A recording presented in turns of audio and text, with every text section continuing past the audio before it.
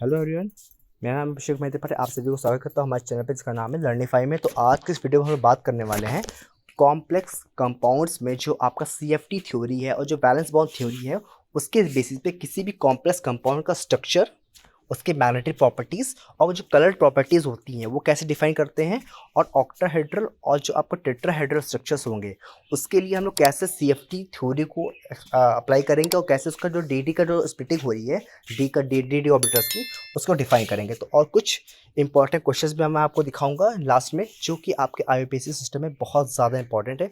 अगर आपने उतने क्वेश्चंस कर ली तो आपको उससे बाहर क्वेश्चंस नहीं आएंगे, ठीक है। ये आप पूरा भरोसा रखिए। तो चलिए स्टार्ट करते हैं वीडियो को। इस क्वेश्चन में हमको क्या करना है, वैलेंस बॉन्ड थ्योरी का यूज करके हमारा जो टेट्रासाइक्लोन्यूक्लिएट है, जो आपका कॉम्प्लेक्स आयन है, इस कॉम्प्लेक्स आयन का स्ट्रक्चर और उसकी मैग्नेटिक प्रॉपर्टी को डिफाइन करना है, ठीक है।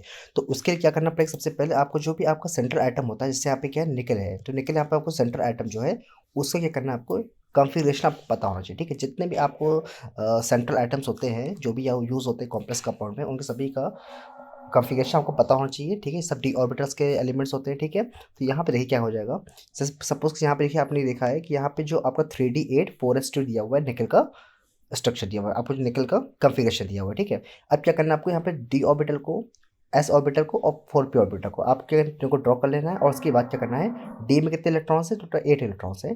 तो आप यहाँ पे देखिए डी में 8 इलेक्ट्रॉन्स कंप्लीट कर लिए, और जो एस में कितने इलेक्ट्रॉन्स है, एस में आपके 2 इलेक्ट्रॉन्स है, तो आपने इस तरह से फिलअप कर लिया, ठीक है। और पी आपका क्या होता है, पूरी तरह से वैकेंट है, ठीक है। अब क्या होगा, याद रखिएगा जब भी क्या होगा आपके यहाँ पे क्या होगा, क्योंकि यहाँ पे साइनाइड जो आयन है, ठीक है, इस आयन की वजह से क्या होता है, साइनाइड हो गया, क्लोराइड आयंस जो होते हैं, इनकी वजह से क्या होता है कई बार कि जो इलेक्ट्रॉन्स होते हैं वो क्या होता है आपस में पेयर्ड अप हो जाते हैं, ठीक है। देखिए वो कब होगा, पहले क्या करते हैं यहाँ पे देखिए, जो निकल आपने यूज़ किया, ठीक है। अब क्या करना है आपको, निकल का क्या करना है यहाँ पर, उसकी ऑक्सीजन ऑक्सीडेशन स्टेट नंबर निकाल लेनी है, मतलब उसका ऑक्सीजन नंबर निकाल लेना है, या उसको बोल सकते हैं, ठीक है। ऑक्सीजन नंबर कैसे निकालेंगे, सबसे पहले तो आपको पता होगा कि यहाँ पर, कि जैसे सपोज करिए क्या करना है आपको, निकल जो है उसका आपने यहाँ क्या एक्स ले लिया, ठीक है, प्लस अब साइनाइड जो होता है, साइनो जो आयन होता है, साइनाइड आयन जो होता है उसका कितना होता है -1, तो क्या होगा 4 × -1 इक्वल टू कितना हो जाएगा -2, ठीक है। ये जो आपका यहाँ पर आयन होता है उसके इक्वल हो जाएगा, ठीक है। तो यहाँ पे हो जाएगा -2 हो जाएगा, ठीक है। अब क्या करना है यहाँ पे, जैसे आप क्या करें इसको अरेंज करेंगे तो आप देखेंगे एक्स की वैल्यू जो आ जाती है वो आ जाएगी आपकी +2 आ जाएगी। इसका मतलब क्या हो रहा है कि जो आपका निकल जो आयन है वो क्या है आपका +2 कॉन्फ़िगरेशन पर है, ठीक है। उसका ऑक्सीजन नंबर कितना है, +2 है। तो जितना आपका ऑक्सीजन नंबर आएगा आप क्या करना है, उतने इलेक्ट्रॉन से रिमूव कर देना है।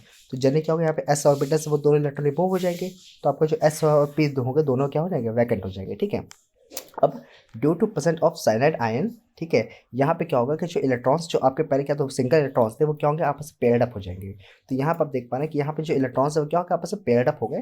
तो अब आपके पास क्या होगा, जो डी के 5 ऑर्बिटल्स होते हैं उसमें से क्या हुआ, 4 ऑर्बिटल्स फेल हो गए, जबकि एक डी का एस और 3 पी के, तो DsP3, ठीक है।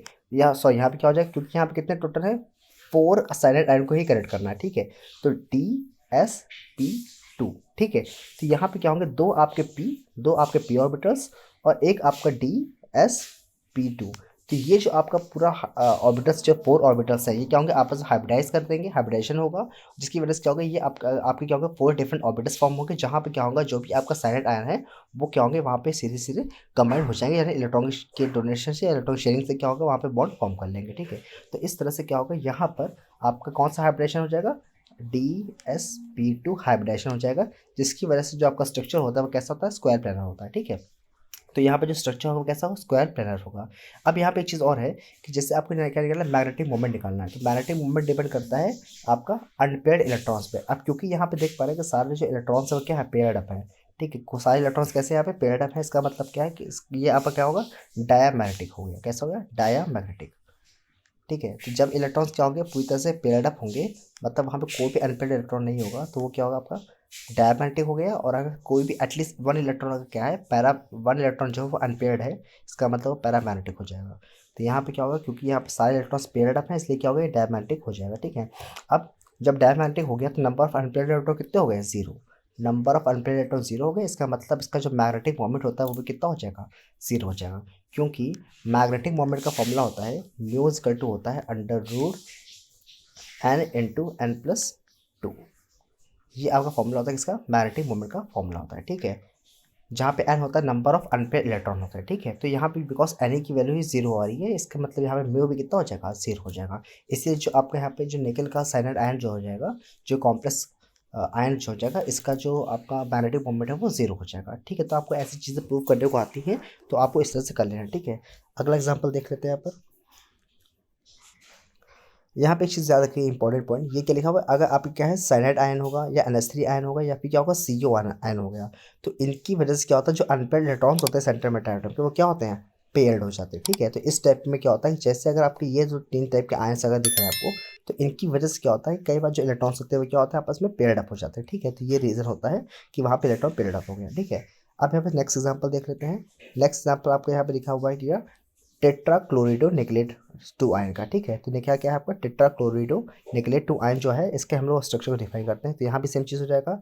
सबसे पहले क्या करना है आपको, निकल है उस निकल का कॉन्फ़िगरेशन पता होना चाहिए, क्या होता है 3D8 4s2, ये होता है इसका कॉन्फ़िगरेशन, ठीक है। अब इसे कॉन्फ़िगरेशन को ध्यान में रख के हमें क्या करना है, यहाँ पर ऑर्बिटल्स को डिसाइड कर लेना है, ठीक है। तो ये आपका 3D हो गया, 4s हो गया, 4p हो गया, ठीक है। जैसे प्रीवियस क्वेश्चन में हमने किया था इलेक्ट्रॉन्स का अरेंजमेंट, वैसे हमने यहाँ पे कर लिया। अब यहाँ पे भी आप ध्यान से देखेंगे, तो यहाँ पे जब निकल का ऑक्सीडेशन नंबर निकालेंगे, तो आप चेक कर लीजिए, जैसे पहले निकाला था +2 आएगा, इसका मतलब यहाँ से क्या होंगे, 2 इलेक्ट्रॉन्स यहाँ से रिमूव हो जाएंगे, ठीक है। तो यहाँ से 2 इलेक्ट्रॉन यहाँ से रिमूव हो गए। अब यहाँ पे क्या हो जाएगा, क्योंकि यहाँ पे क्या Cl आयन है, ठीक है। मैंने आपको क्या बताया था, सिर्फ साइनाइड के लिए, अमोनिया के लिए और CO, इस टाइप के जो आयंस होते हैं, इन सब के आयंस के लिए, CO यहाँ पे कार्बन मोनोऑक्साइड है, तो इस टाइप के आयंस के लिए क्या होता है कि यहाँ पर जो इलेक्ट्रॉन्स होते हैं वो पेयर्ड अप हो जाते हैं। बट यहाँ पे क्योंकि यहाँ पे क्या है, क्लोराइड आयन है, तो क्लोराइड आयन की वजह से क्या यहाँ पे कोई इफेक्ट नहीं पड़ेगा, इसलिए इलेक्ट्रॉन्स यहाँ पे क्या होंगे, आपके अनपेयर्ड ही रहेंगे, ठीक है। तो यहाँ पे क्या हुआ आपके, अब देखिए यहाँ पे कितने 4 क्लोरीन कुछ ऐड हो रहे हैं, तो 4 क्लोरीन के लिए आपको कितने चाहिए, 4 ऑर्बिटल्स चाहिए। तो 4 ऑर्बिटल्स आप क्या होंगे, यहाँ पे जो एक आपका 1s और 3p यानी sp3 तो यहाँ पे क्या होंगे, 3p के और एक s, ये ऑर्बिटल्स क्या होंगे, आपस में हाइब्रिडाइज कर लेंगे, और हाइब्रिडाइज से क्या होंगे, हाइब्रिड ऑर्बिटल्स फॉर्म कर लेंगे, जिसपे क्या होगा, जो आपके क्लोराइड होंगे वो क्या होंगे, इलेक्ट्रॉन्स को डोनेट करके यहाँ से सीधे सीधे बॉन्ड फॉर्म कर लेंगे, ठीक है। तो इससे यहाँ पे आपका बॉन्ड फॉर्म हो जाएगा, ठीक है। तो यहाँ पे क्या हाइब्रिडेशन होगा, यहाँ पे आपका sp3 हाइब्रिडेशन होगा, जिसका स्ट्रक्चर कैसा होता है, टेट्राहेड्रल होता है, ठीक है। तो इसलिए यहाँ पे जो स्ट्रक्चर होगा वो होगा टेट्राहेड्रल हो जाएगा, ठीक है। अब यहाँ पे देखिए नंबर ऑफ अनपेयर्ड इलेक्ट्रॉन कितने दिख रहे हैं, यहाँ पर 2, इसका मतलब यहाँ पे नंबर ऑफ अनपेयर्ड इलेक्ट्रॉन 2 है। तो कैसे निकालेंगे, इसका मैग्नेटिक मोमेंट निकाल लेते हैं। तो म्यू इक्वल टू क्या हो जाएगा, √n इंटू n प्लस 2, तो यहाँ पर हो जाएगा √2, यहाँ पे हो जाएगा 2 + 2 यानी कि 4 हो जाएगा। तो 4 × 2 = 8 यानी हो जाएगा √8, और √8 की जो वैल्यू होती है वो लगभग कितनी होती है, 2.83, ठीक है। तो 2.83 आपकी यहाँ पे वैल्यू हो जाएगी किसकी, मैग्नेटिक मोमेंट की, ठीक है। तो आपको इस तरह से क्वेश्चन को सॉल्व कर लेना है, ठीक है। ताकि अब ये कैसा, बिकॉज यहाँ पे अनपेयर्ड इलेक्ट्रॉन दिख रहा है, तो इसका मतलब क्या हो गया, पैरामैग्नेटिक नेचर का हो गया, तो इसका मतलब ये क्या है, आपका पैरामैग्नेटिक हो जाएगा, ठीक है। तो ये आपका इस तरह से क्वेश्चन हो जाएगा, ठीक है। इसके बाद जो नेक्स्ट क्वेश्चन भी कर लेते हैं। यहाँ पे जो नेक्स्ट क्वेश्चन है, यहाँ पे नेक्स्ट क्वेश्चन आप देख रहे हैं, यहाँ पे क्या है आपका हेक्सासाइनोफेरेट है, ठीक है। तो हेक्सासाइनोफेरेट जो आपका दिया हुआ है, यहाँ पे भी सेम चीज़ करेंगे। सबसे पहले क्या करना है आपको, जो आयरन है उस आयरन का कॉन्फ़िगरेशन देख लेना है, तो ठीक है। तो आयरन का कॉन्फ़िगरेशन क्या होता है आपका, आयरन का जनरल कॉन्फ़िगरेशन होता है आपका 3d6 4s2, 3d6 4s2। तो यहाँ पे हम क्या हुआ, सेम चीज़ DS और 4p ये ड्रॉ कर लिया। फिर यहाँ पे क्योंकि डी में कितने 6 इलेक्ट्रॉन्स हैं, 6 इलेक्ट्रॉन्स यहाँ पे बना लिए, s में 2 इलेक्ट्रॉन्स बना लिए, और p पूरा वैकेंट ऑर्बिटल है, ठीक है। अब यहाँ पे क्या होगा आपका कि जैसे अब क्योंकि यहाँ पे सेम चीज़ हमें क्या करेंगे, Fe का हम क्या निकालेंगे, ऑक्सीडेशन नंबर निकालेंगे, ऑक्सीडेशन स्टेट निकालेंगे। सेम चीज़ Fe का हमने x ले लिया प्लस, अब आपका क्या है Cn कितना होता है -1, तो कितने 6 हैं, तो क्या होगा 6 × -1 इक्वल टू किसका हो जाएगा, जो आपका आयन है कितना है -4, ठीक है। तो क्या होगा x -6 = -4, तो x का कितना हो जाएगा, माइनस से उधर जाएगा तो बचेगा +2।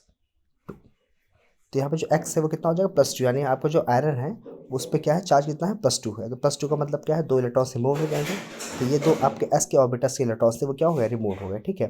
चीज़ यहाँ पे क्या है आपका साइनाइड आयन है, तो साइनाइड आयन की वजह से क्या होगा, फिर से इलेक्ट्रॉन क्या होंगे, आपस में पेयर्ड अप हो जाएंगे। तो इलेक्ट्रॉन्स यहाँ पे क्या होंगे, पेयर्ड अप हो जाएंगे।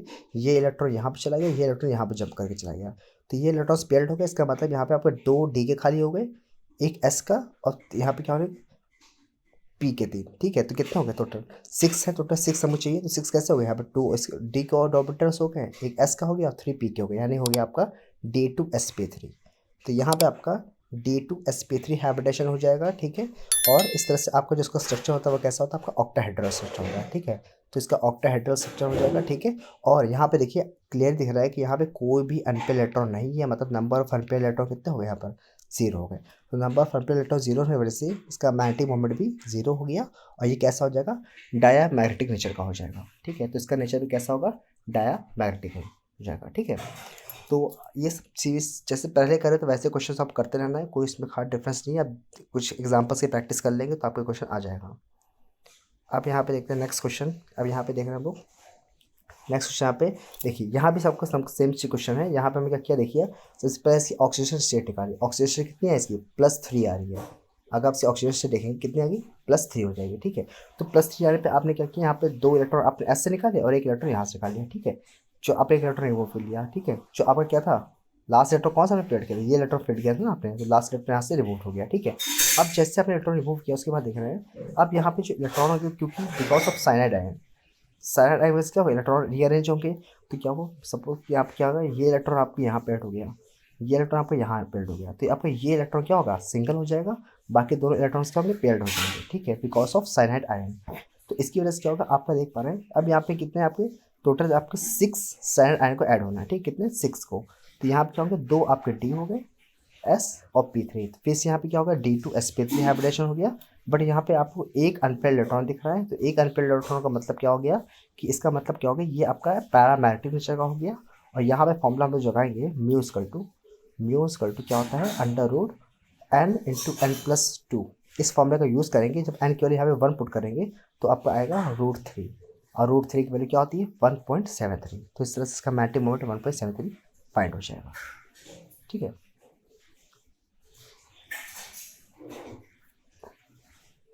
यहाँ पे सेम चीज़ आपका हो जाएगा स्ट्रक्चर में। यहाँ पे देख पा रहे हैं, यहाँ पे क्या होगा, इलेक्ट्रॉन्स जो होंगे वो पेयर्ड नहीं होंगे। क्यों, बिकॉज यहाँ पे क्या है, आपका फ्लोराइड आयन है। तो फ्लोराइड आयन आपका इतना स्ट्रॉन्ग आयन नहीं होता है, इसलिए इसका यहाँ पे कोई इफेक्ट नहीं पड़ेगा। यहाँ पे इलेक्ट्रॉन क्या होंगे, अनपेयर्ड ही रहेंगे।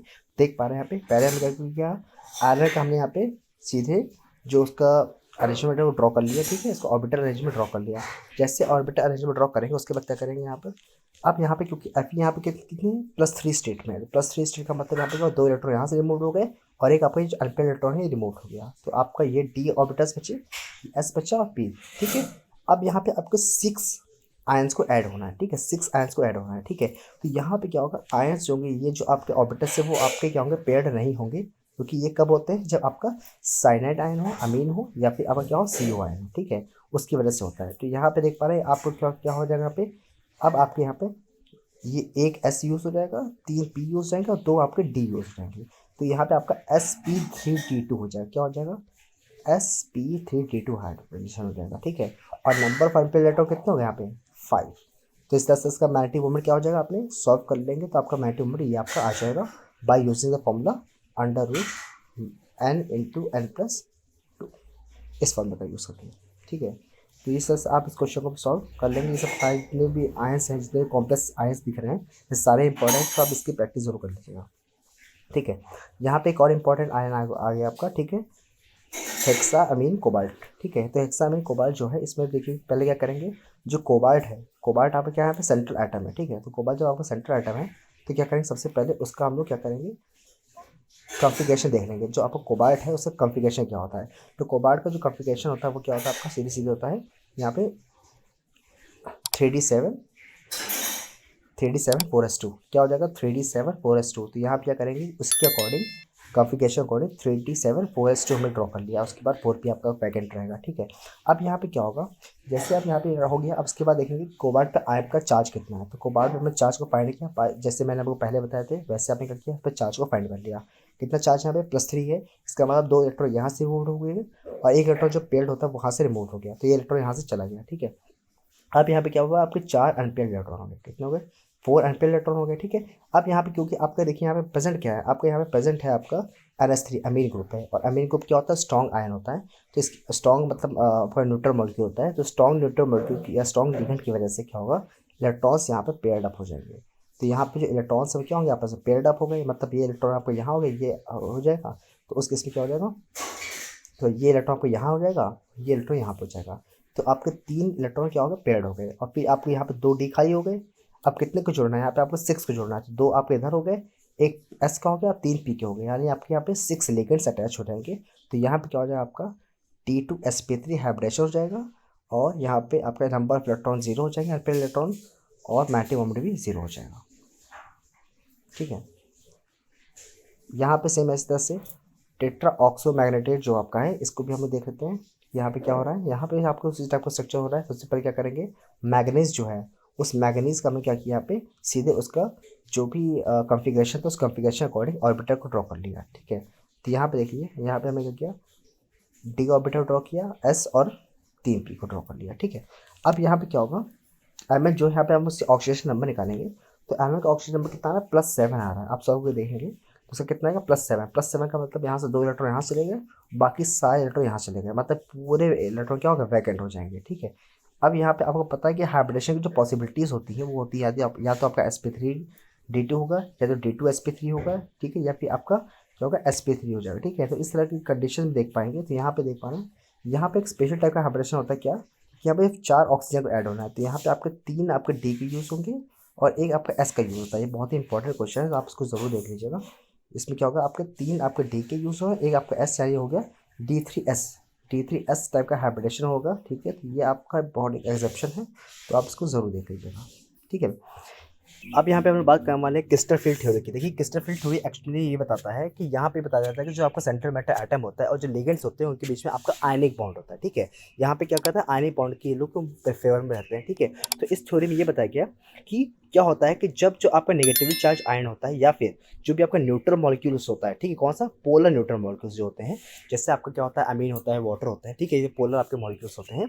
तो इनकी वजह से क्या होता है कि जो आपका सेंट्रल मैटर एटम होता है उसका जो डी ऑर्बिटल होते हैं, ठीक है, वो डी ऑर्बिटल्स क्या होते हैं, आपके स्प्लिट हो जाते हैं। मतलब वहाँ पर क्या होता है, स्प्लिटिंग होती है, जिस स्प्लिटिंग की वजह से क्या होता है कि डी में क्या होता है, ट्रांजिशन होता है इलेक्ट्रॉन्स का। तो उन ट्रांजिशन की वजह से क्या होता है कि जो आपके जितने भी आपके ट्रांजिशन मेटल्स होते हैं, जो भी आपके ट्रांजिशन मेटल्स कॉम्प्लेक्स कंपाउंड्स होते हैं, वो सब क्या होता है, कलर प्रॉपर्टी को शो करते हैं। ठीक है, तो किसी भी कॉम्प्लेक्स कंपाउंड में जो कलर्ड प्रॉपर्टी होती है, वो कलर प्रॉपर्टी किसकी वजह से होती है, वो होती है ड्यू टू डी ट्रांजिशन, या फिर आपकी जो आपकी CFT थ्योरी है उसके अकॉर्डिंग होती है। ठीक है, तो ये यहाँ पे इसको डिटेल में समझ लेते हैं। देखिए कैसा होता है कि जो आपका डी ऑर्बिटल्स होता है, देखिए जनरली क्या होता है, जो ऑक्टाहेड्रल कंपाउंड्स होते हैं, ऑक्टाहेड्रल कंपाउंड्स आपको पता होगा कि जो भी आपका सेंट्रल मैटर एटम होता है उसके चारों तरफ क्या होते हैं, आपके 6 लिगेंड्स अटैच होते हैं। ठीक है, तो जो आपका सेंट्रल मैटर एटम होता है, उस सेंट्रल मैटर एटम के जो डी ऑर्बिटल्स होते हैं, ठीक है, उसमें जो इलेक्ट्रॉन्स होते हैं उसमें, और जो आपके लिगेंड्स हैं उसके आयंस या फिर उसके जो इलेक्ट्रॉन्स हैं, ठीक है, उसकी वजह से क्या होता है कि उनमें क्या होता है, आपस में रिपल्शन होता है। किसके बीच में, फिर से बोल रहा हूँ कि जो आपका सेंट्रल मेटल एटम होता है, सेंट्रल मेटल एटम, उसके जो डी ऑर्बिटल्स के इलेक्ट्रॉन्स है उसमें, और जो लिगेंड्स पे आपका लिगेंड्स पे जो चार्ज है या जो आयंस है उसकी बीच में क्या होता है, आपस में एक स्ट्रॉन्ग इलेक्ट्रोस्टैटिक रिपल्शन होता है। तो उस स्ट्रॉन्ग इलेक्ट्रोस्टैटिक रिपल्शन की वजह से क्या होता है, आपके जो डी ऑर्बिटल्स होते हैं, यहाँ पे आप देख रहे हैं जो डी ऑर्बिटल्स होते हैं वो क्या हो रहा है, आपके यहाँ पर ब्रेक हो जाते हैं। क्या होता है, 2 पॉइंट्स में आपके 2 हाफ में ब्रेक हो जाते हैं, जिससे आप देख पा रहे हैं स्टार्टिंग क्या था, यहाँ पर आपका ये सेंट्रल मैटर एटम है, ठीक है, जो फ्री आयंस है, और यहाँ पे लिगेंड्स हो गए। तो यहाँ पे क्या हो गया, इसके इलेक्ट्रॉन्स और जो लिगेंड्स के इलेक्ट्रॉन्स है इसके बीच में क्या होगा, एक रिपल्शन होगा। ठीक है, जिसकी वजह से आपके जो डी ऑर्बिटल्स जो थे, अब डी में कितने ऑर्बिटल्स होते हैं टोटल, डी में आपके टोटल 5 ऑर्बिटल्स होते हैं। ठीक है, कौन कौन से 5 ऑर्बिटल्स होते हैं, यहाँ पर देखिए, यहाँ पे आपको डी के 5 ऑर्बिटल्स होते हैं, वो होते हैं आपके dx² - y², dz², dxy, dxz and dyz। ये आपको टोटल 5 ऑर्बिटल्स होते हैं। ठीक है, डी मतलब कि आपके सेंट्रल मेटल एटम के डी ऑर्बिटल में। ठीक है, अब क्या होता है, जैसे ही क्या होता है, यहाँ पे जो लिगेंड्स होते हैं उन लिगेंड्स की इफेक्ट की वजह से क्या होता है कि यहाँ पे जो भी आपका सेंट्रल मेटल एटम का जो डी, जो आपके क्या है, पहले डी जनरेट स्टेट में है। डी जनरेट स्टेट का मतलब होता है सबकी जो एनर्जीज होती है इक्वल होती हैं। डी जनरेट का मतलब होता है जब क्या हो, आपके डिफरेंट ऑर्बिटल्स की एनर्जी अगर सेम होती है, उसे बोलते हैं डी जनरेट स्टेट। तो जो लिगेंड्स हैं उन लिगेंड्स के इफेक्ट की वजह से क्या होगा, जो आपका डी ऑर्बिटल्स है वो क्या होंगे, आपके स्प्लिट हो जाएंगे। यहाँ पे देख पा रहे हैं तो यहाँ पे स्प्लिटिंग हो गई, यानी आपके जो dx² - y² और dz² जो आपके ऑर्बिटल्स है वो आपके ऊपर से शिफ्ट हो गए, मतलब हाई एनर्जी स्टेट में चले गए। जबकि आपका dxy, dxz और dyz जो आपके लोअर एनर्जी ऑर्बिटल्स में ब्रेक हो गए, ठीक है। तो इस तरह से आपके देख पा रहे हैं कि ये लोग क्या हुआ, दो हाफ में डिवाइड हो गए, ठीक है। तो यहाँ पे क्या हो जाएगा, इन दोनों आपके जी हो जाएंगे, तो डी ऑर्बिटल्स में जो स्प्लिटिंग हो गई है, इन स्प्लिटिंग में क्या होगा, आपके इलेक्ट्रॉन का ट्रांजिशन होगा।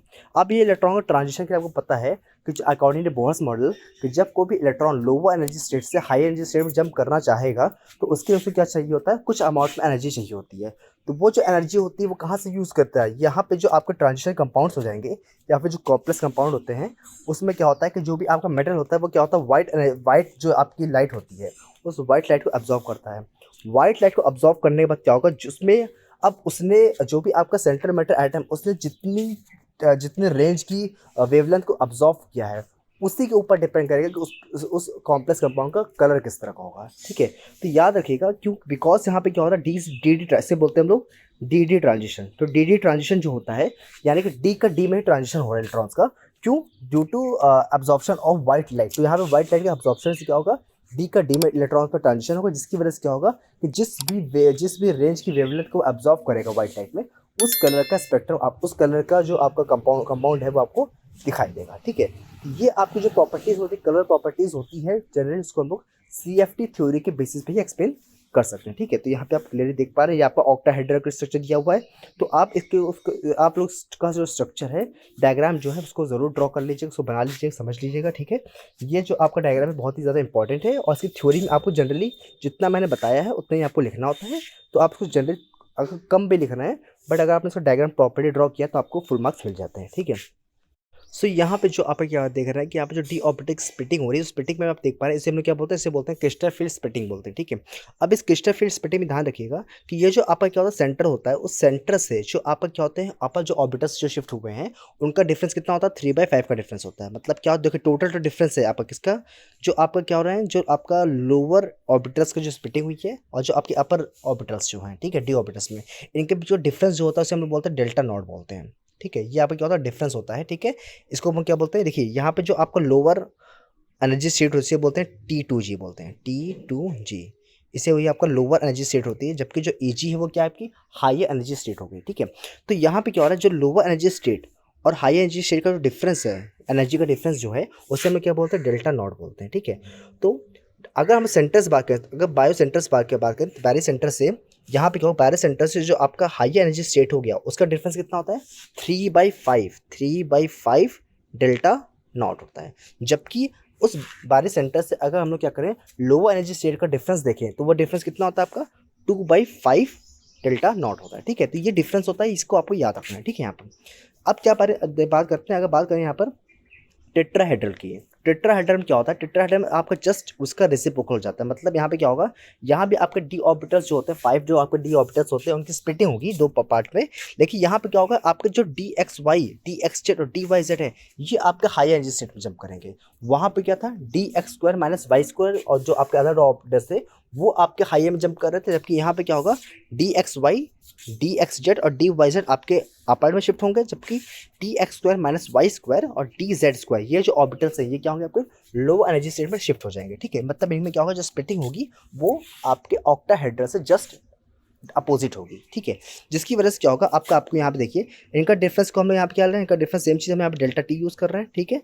अब यहाँ पे क्या हो जाएगा, देखिए यहाँ पे जैसे आप क्या करेंगे, यहाँ पे अगर बायो सेंटर ड्रॉ करेंगे तो बायो सेंटर से आपका जो डिफरेंस हो जाएगा वो कितना था आपका, क्योंकि ये आपका लोअर था। अगर आप ऑक्टाहेड्रल की बात करेंगे तो ऑक्टाहेड्रल में क्या था कि वहाँ पे ये आपका क्या था, लोअर नंबर पे था, ठीक है, लोअर एनर्जी स्टेट था, जबकि ये क्या था आपका हाई एनर्जी स्टेट था, ठीक है। तो यहाँ पे जो हम लोग का रिप्रेजेंटेशन होगा वो आपका सेम होगा, लेकिन यहाँ पे डिफरेंस क्या हो जाएगा कि यहाँ पे जो आपका हायर था, ऑक्टाहेड्रल में हायर कितना था, 3/5 था, जबकि यहाँ पे कितना होगा आपका 2/5 होगा। जबकि यहाँ पे क्या होगा, जो आपका लोअर जो शिफ्टिंग होगी, जो लोअर एनर्जी ऑर्बिट की शिफ्टिंग होगी वो आपकी क्या होगी, 3/5 पे होगी। तो बस इतना ही डिफरेंस होता है डायग्राम ड्रॉ करने में। तो आपको अगर याद करना है कि जनरली क्या होगा, देखिए आपसे क्वेश्चन कैसे आता है, आपसे क्या होगा, कोई भी कॉम्प्लेक्स कंपाउंड दे देगा, उस कॉम्प्लेक्स कंपाउंड में आपको चेक कर लेना है कि उसमें अगर नंबर ऑफ लिगेंड्स 4 हैं, नंबर ऑफ लिगेंड्स कितने हैं, 4 हैं, यानी वहाँ पे या फिर sp3 हाइब्रिडेशन क्या है, sp3 हाइब्रिडेशन है, ठीक है, चेक कर लेंगे कैसे, जैसे अभी मैंने आपको बताया था वैलेंस बॉन्ड थ्योरी का यूज़ करके।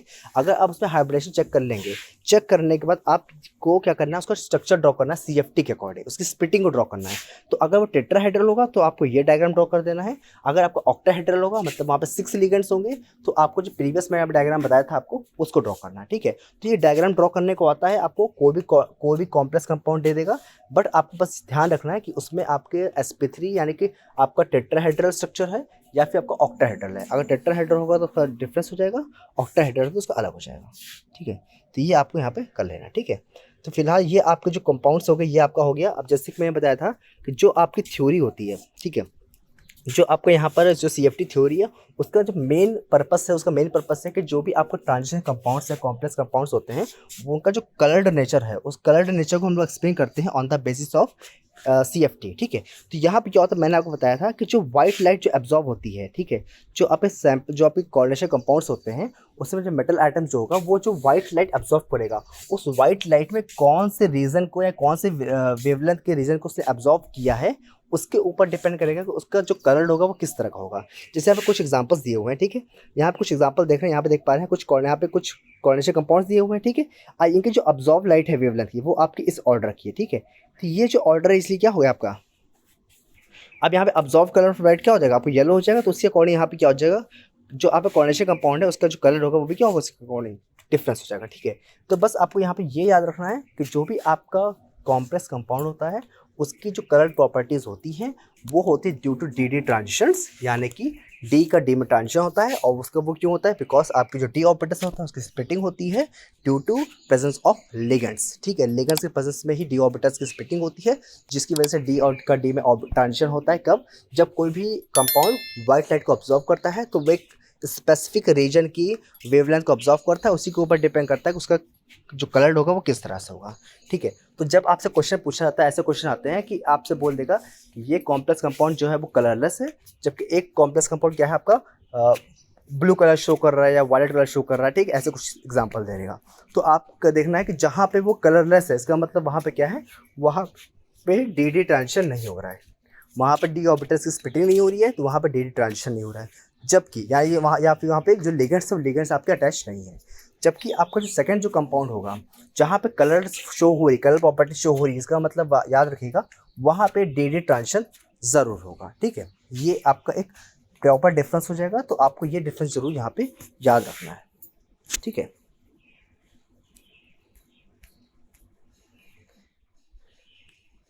अब यहाँ पे देखिए कुछ क्वेश्चंस हैं, इन क्वेश्चंस को आप लोग एक बार जरूर ट्राई कर लीजिए, बहुत इंपॉर्टेंट क्वेश्चन। जैसे यहाँ पे क्वेश्चन मैं बता रहा हूँ, लिखा हुआ है एक्सप्लेन, पहला क्वेश्चन अगर ध्यान से देख रहे हैं तो यहाँ पे लिखा हुआ है explain the geometrical structure and magnetic property of NaCN4 FeCN6 FeF6 CuNS3 NaCl4।